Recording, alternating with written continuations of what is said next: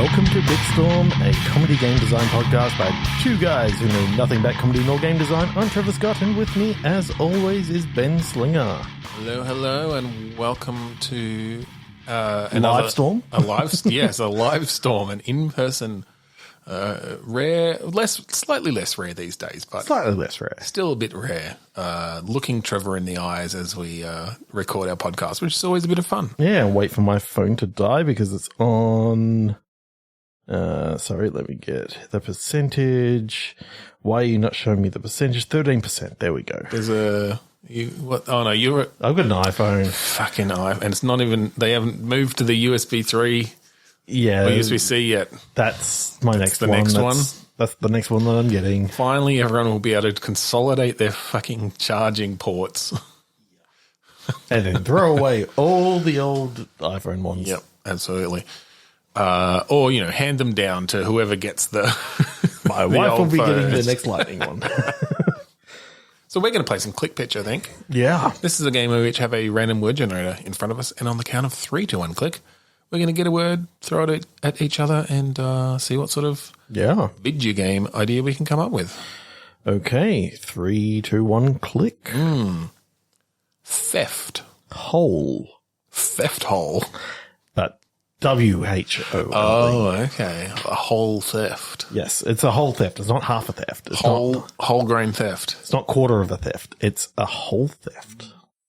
So you took the gold, you took the chest, you took the I mean, whole there pirate is something there is something kind of funny about like the theft of a hole. Like it's like there used to be a hole in this bucket, it's now solid. ship. Someone stole my hole. It's like a D&D thing. You've got your portable hole.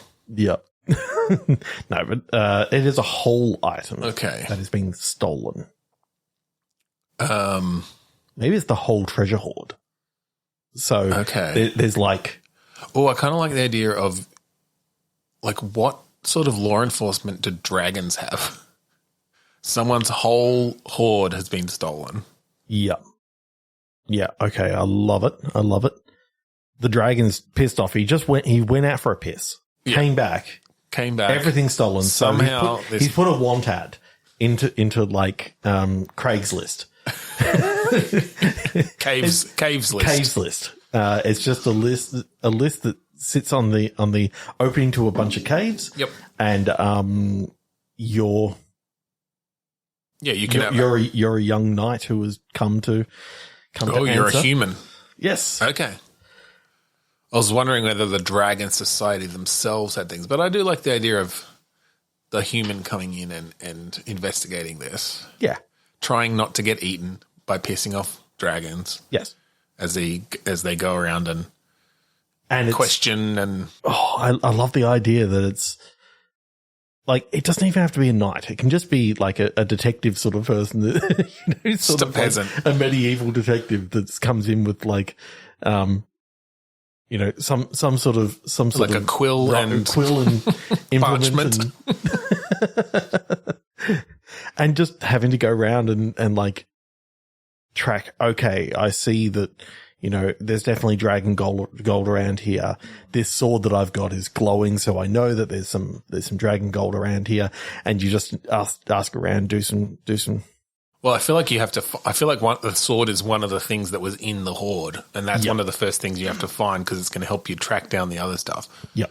I'm kind of picturing this as like a point and click kind of thing. Yeah. Maybe or not necessarily 2D, but it could be a. Okay, this is something I've never seen before, and I would really like to see it. A rogue-like point and click. Okay. I thought you were a knight, not a rogue. The idea. How would that work? Having you got effectively your little storylets that sort of say that for these are the sort of puzzles that you come across this time. It's sort of randomly selected, and the dialogue is more around. You can do some more dialogue-y puzzles just with the people that are there. And, that sort of gets you down into, okay, I know for a fact that this person's got it. And you can then go on to the next thing. And it's, I don't know, just.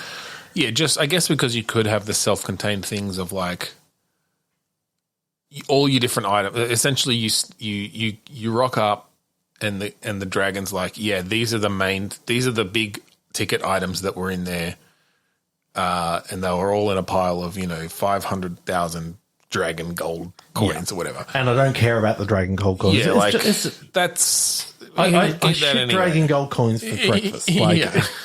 Shit it for breakfast, exactly. But yeah, you get like the items. It's like, okay, yeah, this sword, this helm, this specific goblet or whatever, this magic carpet, this yeah. But each of those then have their own storylet based, like branching narrative ways that it could particularly go. It's like, oh, okay, like behind the scenes, it says, okay, well, if it's this person that stole it, like generate storylets based on who that is, and that are going to guide you in the right direction. Them? And if you do alert them, what happens? Do they run on to the next town? And then it's sort of like, okay, so you will later on get to talk to this person, but it's now harder because they know who you are now. Yeah. Again, the beauty of storylets. I've been playing a bunch of Hades 2. I finally finished a run today. But the storylets in that are fantastic, and you kind of don't notice them as you're going through it necessarily, but just the way that the dialogue is reactive to different things is so cool. And I can imagine being able to build that up then.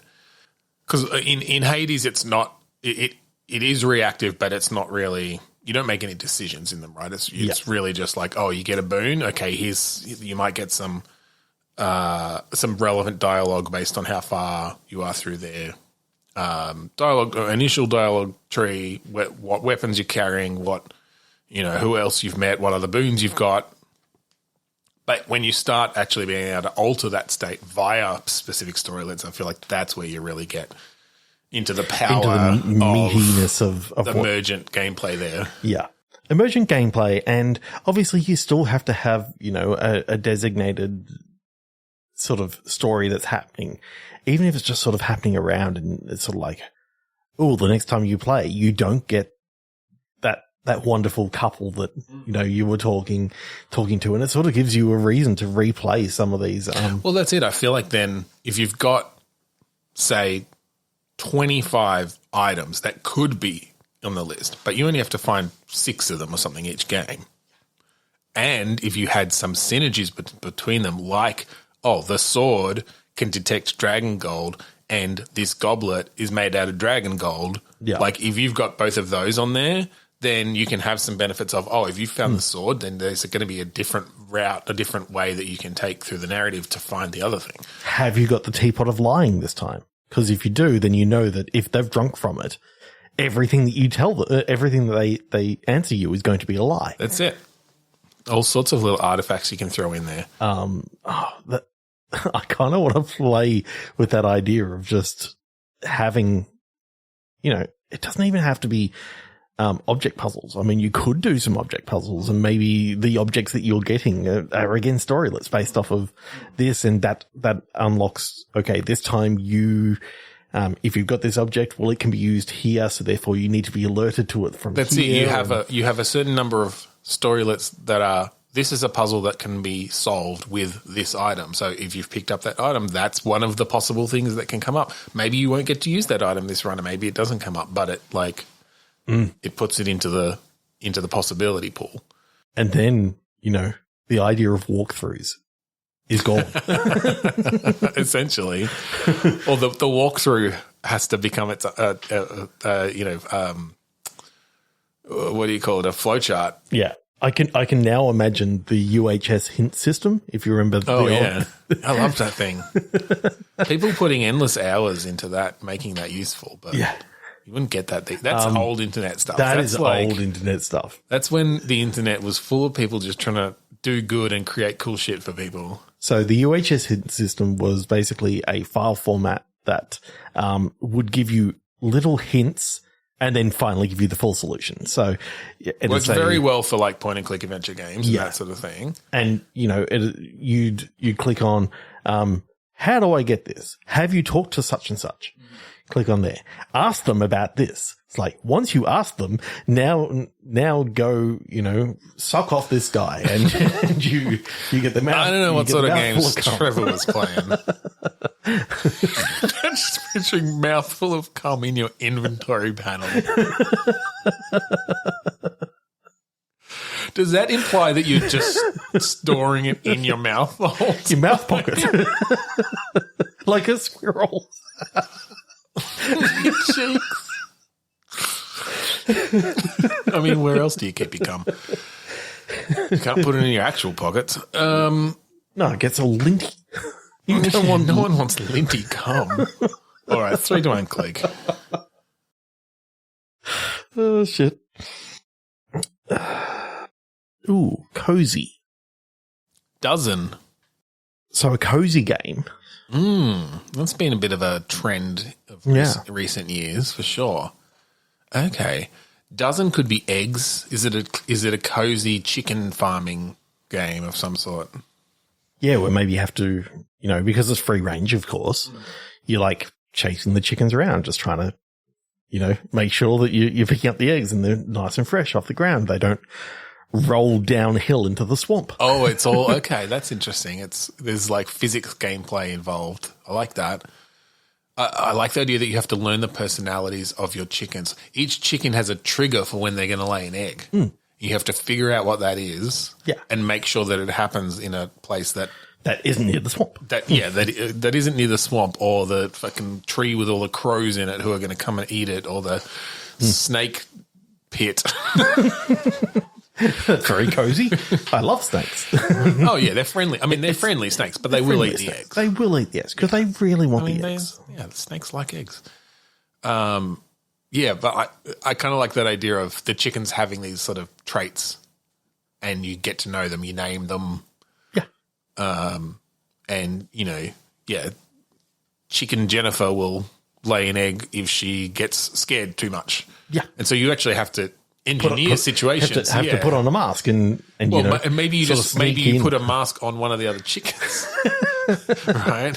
Oh, so because if they interact, because of course, Chicken Cheryl, loves wearing masks. Like it feels like she's dressing up for the ball, and that makes her lay eggs. That makes her lay eggs, or at least increases her egg laying rate. Yes. To like 5 a minute? Wasn't it? What could she do with them? Probably figure it out in a couple of days. It's the most obscure fucking reference. But yeah, that's actually kind of fun. And then again, you're sort of figuring out those synergies between the different personalities and the different traits. And it might not just be when they lay an egg. It might be how big the egg is, the color of the egg or something. Yeah. You change different things and then you're selling them at market, making money, buying automatic egg picker-uppers or... Yeah. And the good thing is, because you're friends with the chickens, they're like, oh, God, can you just please remove it? Like... The egg? Yeah, remove the egg. Yeah. Like, they don't want it there anymore. They... Yeah, not unless they get broody. Yeah, but if they get broody, that means the rooster's been around again. Yeah, there's just a Roman rooster. His name's Roman. His name's Romeo. He goes near Juliet. She lays an egg. Big old egg. Every time Romeo comes around. But you can't let them get too close together. So maybe put a fence between them. No, because they kill themselves.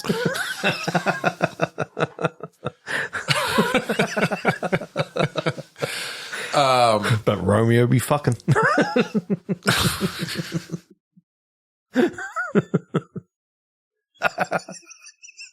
Sorry, I literally start thinking about do roosters have penises, or are they one of the? They've got cloacas. Is this one of the birds? Because some birds have penises, and then some just like cloac. Romeo be cloacing. This is an episode. This is an episode. This is what happens when we get in the same room. Yeah, we shouldn't get in the same room this often.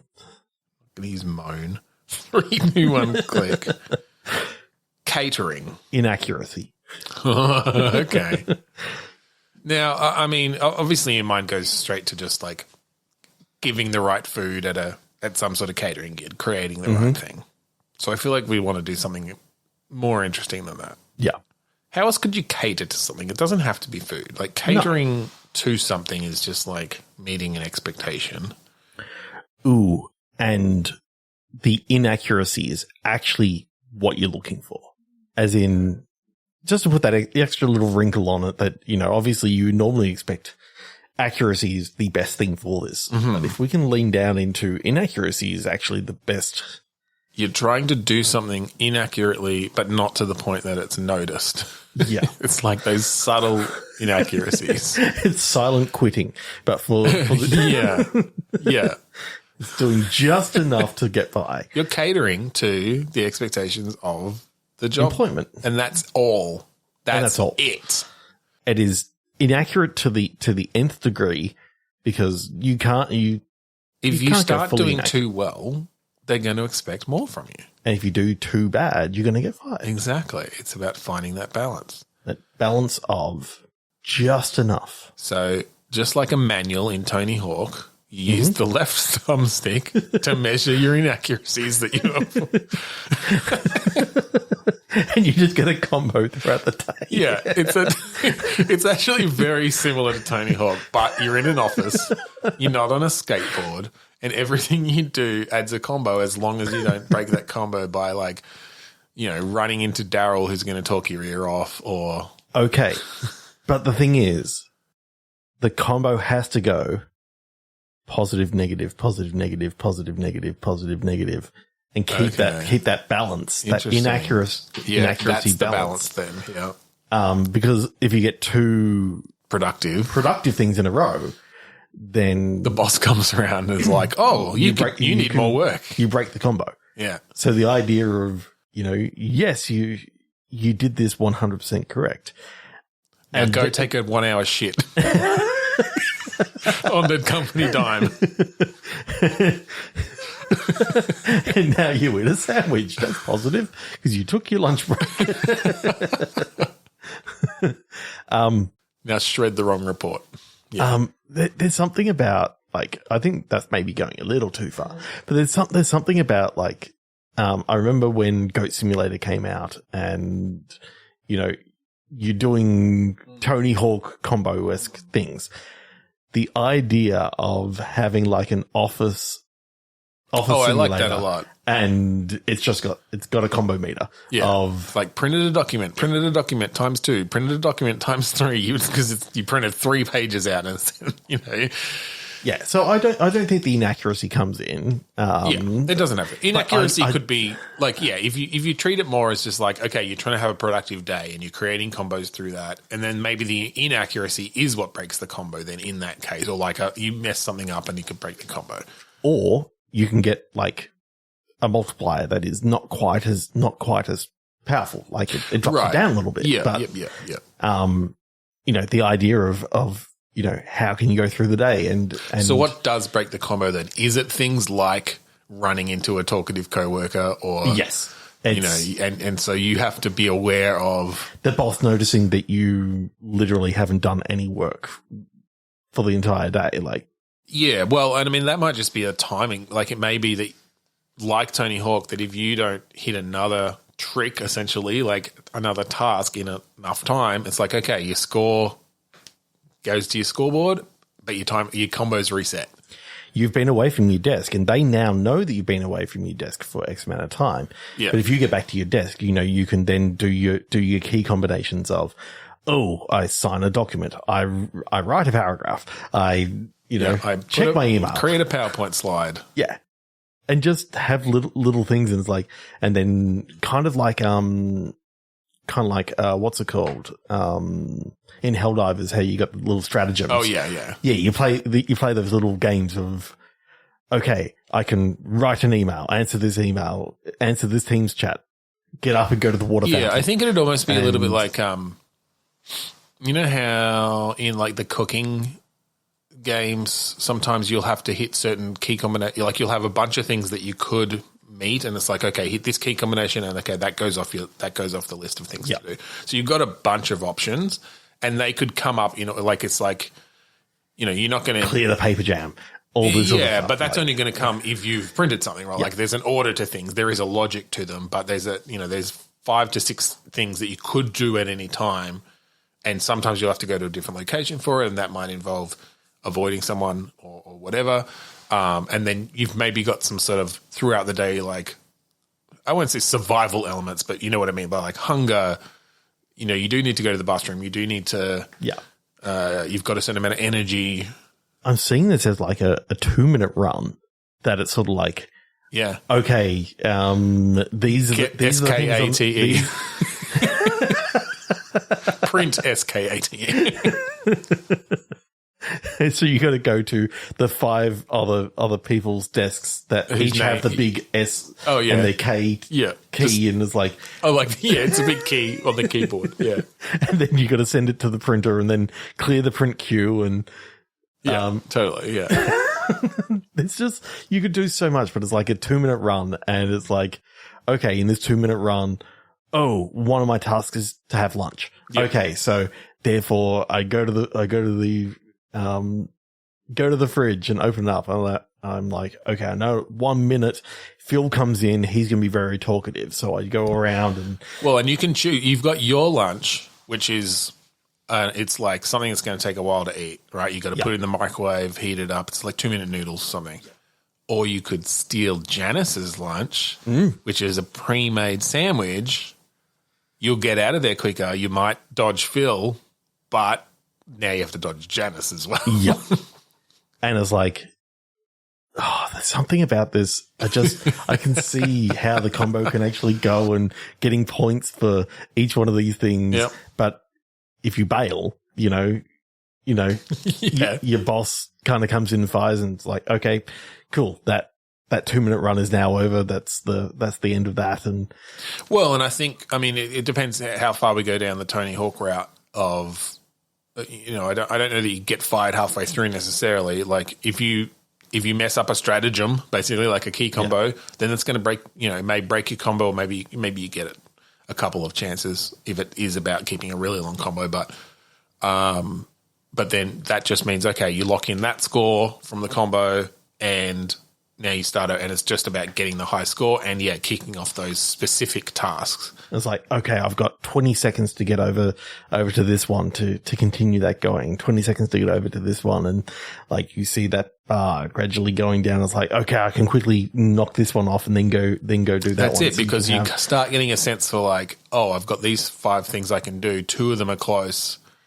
But if I do this one, it's the next bit of that is over there, and I'm never going to make that on time and finish. Like, because there could be like chains again, whether that's maybe you get more points for.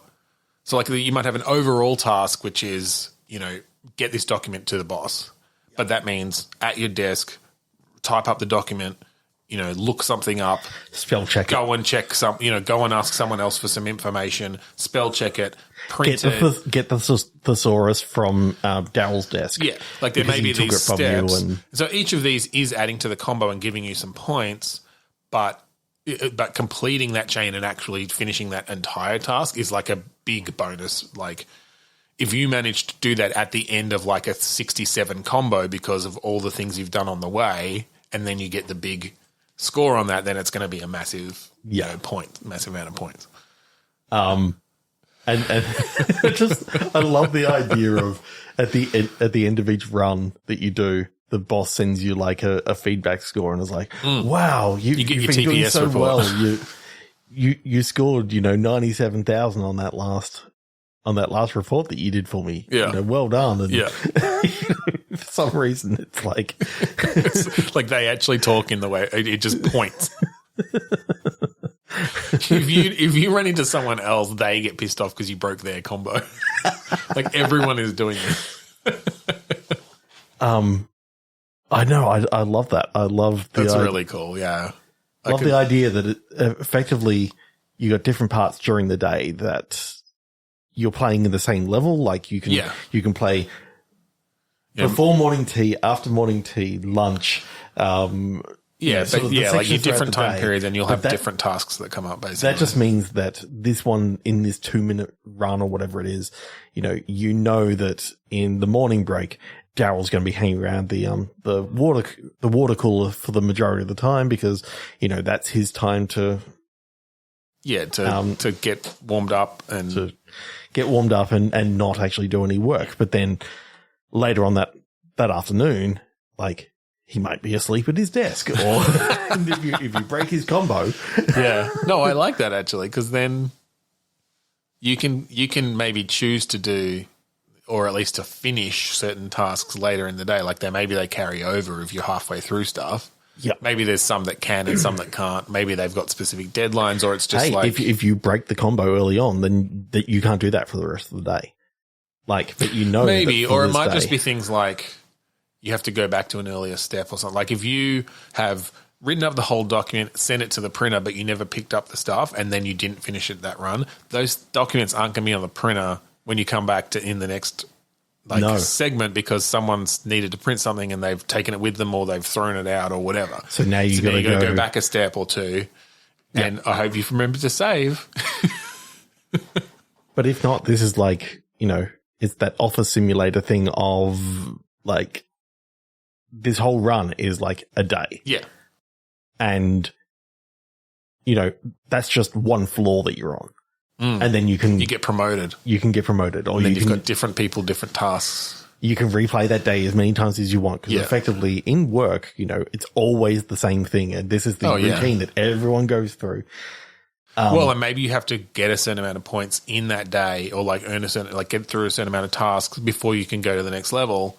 And so it's sort of keeping track of like, oh, okay, it took you, 15 work days to get promoted. Yeah.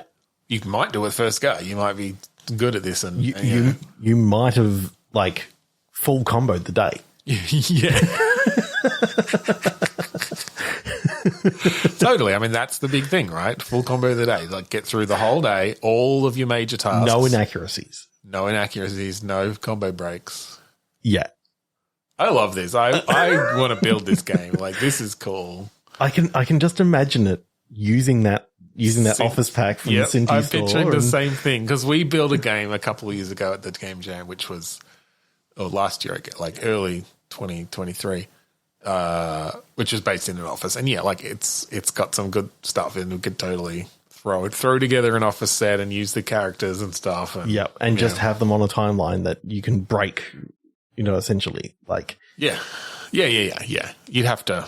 I mean, you'd have the AI sort of stuff would just be again. They'd have to have some goals that they need to do throughout the day. Yeah, but just the idea that you can break their combos and they just get pissed off, like steam comes out their ears. Yeah, totally. Can the other people ultra full combo is that you didn't break anyone else's combo? Does that mean, though, that everyone is on the next floor with you? The same people are there?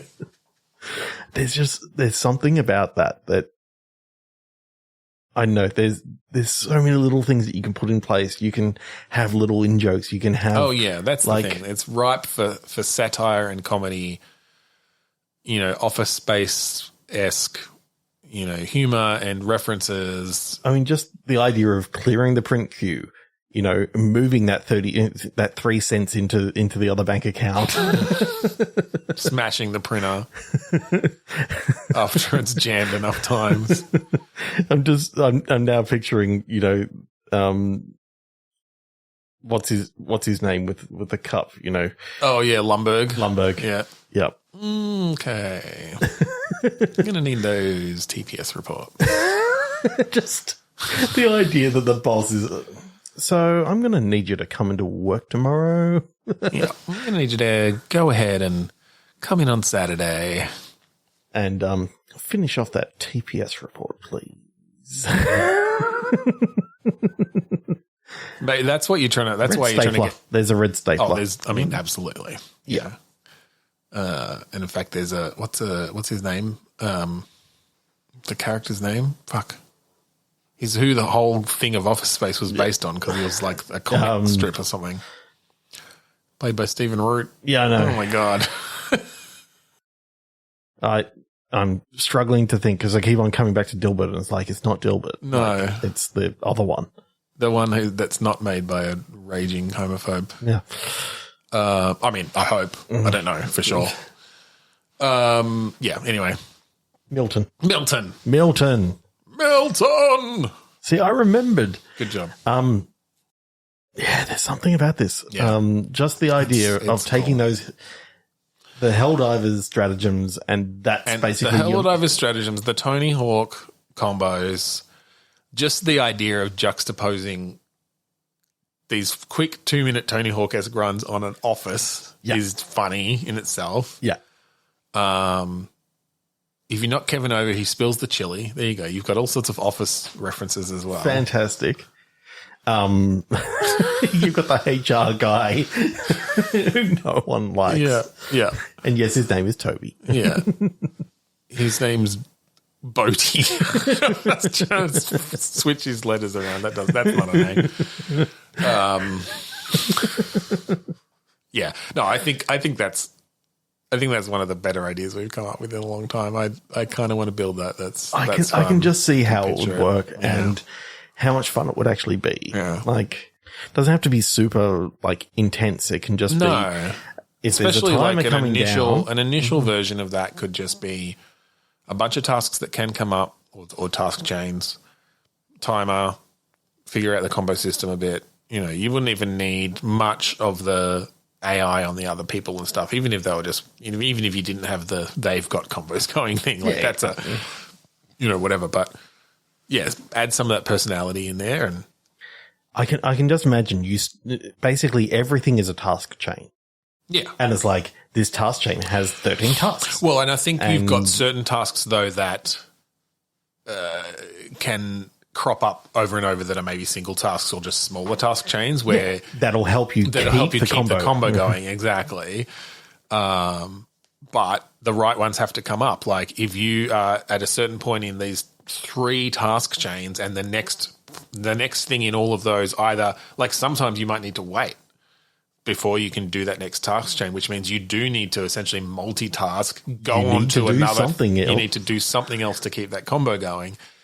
Because you're waiting for the printer to the printer queue to clear. The printer queue to clear, exactly, whatever. You're waiting for IT to come. Okay, what I love is later on you can get a card that basically can put you to the top of the list. Right. But you've got to go over and hit the combo of enter in the admin code or whatever. Yeah, you've got like an override. I love the idea of having little secret codes that you can put in every now and again. Well, that's it as well. Maybe that's something you can find in the level if you know where it is or it's randomly placed in certain things where it's like, oh, you had just one of the sort of stock standard chains of going to the stationery cupboard and getting new staples for the stapler. Yeah. This run the printer admin card was left in the stationery cupboard. Great. Now you can use that later on. You can use that for every run going forward because you're unlocking these things. And it's like, that's it. You can have like roguelike aspects basically. I love the idea of, you're running around and you're like, my combo meter is going down. I've got no tasks in the vicinity. Oh, what's this, coffee cup on the ground? Can I pick that up? Okay. Yes, I can. I use the pickup command that I've used for other things. Right. And it's like, now I can put that into the recycling bin. And that kept the combo going because it's like, yeah, for sure. And it's like, oh, cool. Now I'm on the lookout for, is there a letter that's dropped off the mail cart? And now that's a new task, that you can interact with just by going up and hit the pickup command. Well, and I like the idea as well that like, talking to other colleagues, sometimes that's part of a task. You need some info from them. Yep. But if they initiate a conversation with you, you might have your timer running down because what you're doing right now is not useful to your tasks, but maybe there are ways, again, maybe there's a pickup or something or like a thing of like being able to turn a conversation into work in some way, like into a combo. Oh, that reminds me, Phil, like, have you got those TPS reports or whatever? Yeah. It's like, oh, your combo, your time goes back up to full, and and it ends the conversation with Phil because he hasn't done them yet, and he doesn't want to keep talking to you. But you can only do that once, you know. There's a lot of depth there. This is the game. Yeah. This is like we haven't had a good nugget like this in a while. Oh God, we could go for another hour on this. We're not going to. We're going to call it there. Yeah, this is awesome. This is great. If you have more ideas for how this game could be made and things we could add, references, ideas, go to podchaser.com/bitstorm. Leave us a review. Let us know. You can leave a review directly on this episode, and also go back and listen to all of our previous episodes. They're all up there. Yeah, all of them. All 385 or 384 or whatever. Well, technically 390 or something, right? Oh, yeah, because we have all the pluses. All the pluses, the points. No, 399.1, 399.2, 399.2. There's a lot of stuff there. Go check it out. If you like the song that we play at the start and end of each episode, that song is called Mount Defiance off of the album Containment of Failure by the band Kuradust. It's on kuradust.bandcamp.com while that site still exists. And yeah, it's all for free. So pessimistic, Trevor. You think they're just going to shut it down? Yeah. Just because it's owned by a massive corporation now? That's right. So thank you again for joining us this week on Bitstorm. I'm Ben Slinger. I'm Trevor Scott. Where do I keep my mouth full of cum? Oh, it's all linty.